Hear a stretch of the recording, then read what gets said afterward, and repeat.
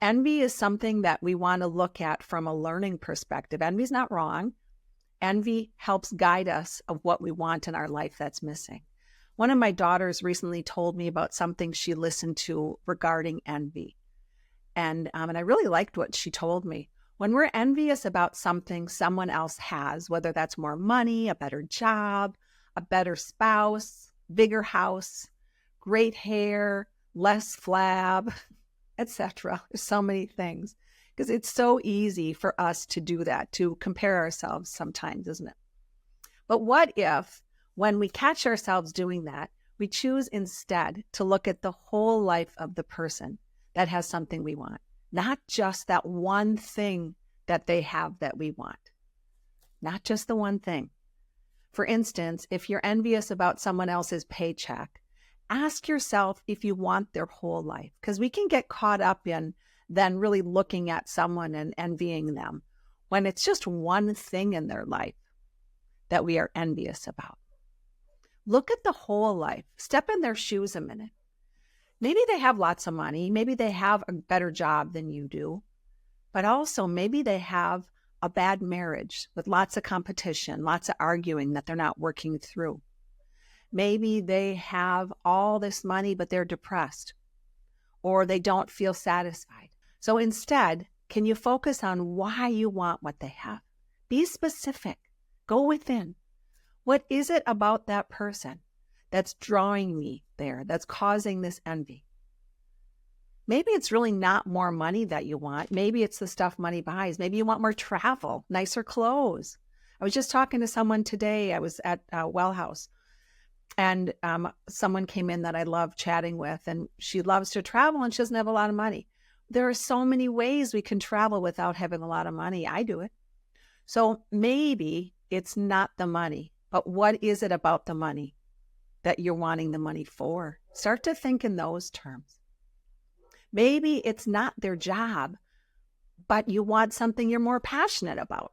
But maybe it's not that job that you want. So there are so many ways to create a life we are more in tune with.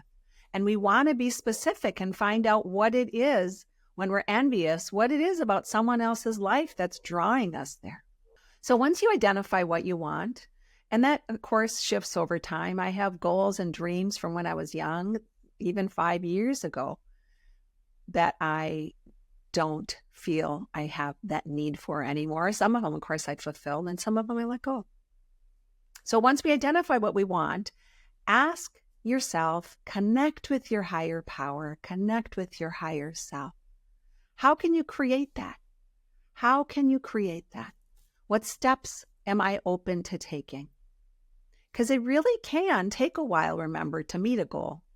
Rarely does that happen overnight.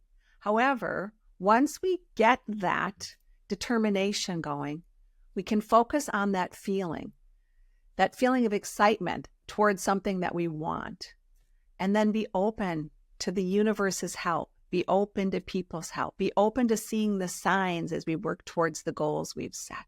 Then where we are feels and we're living more love, more lovely, and an appreciation. Because when we're tired and we're not doing enough self-care, we often focus on where we are not, instead of looking at how far we've come towards whatever our goal is or what we've overcome in our life. I've talked about this before. There is so much we don't know. There is so much we can't see. We don't always see the signs. We don't always see the help we're getting until we get it. But that energy of movement is already there, especially when we try to stay in alignment with possibility. So staying open, even when we feel like we're not moving forward. And then we notice more of those events. We notice all of the magic, the stuff I call magic, those synchronicities, meeting certain people, running into someone you haven't seen in a while, or having a conversation with a new person, and you have all of this in alignment.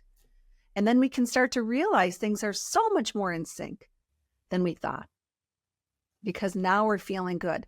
Now we have that beautiful body-soul connection, and we notice way more of what's going on that we don't notice when we're feeling out of alignment.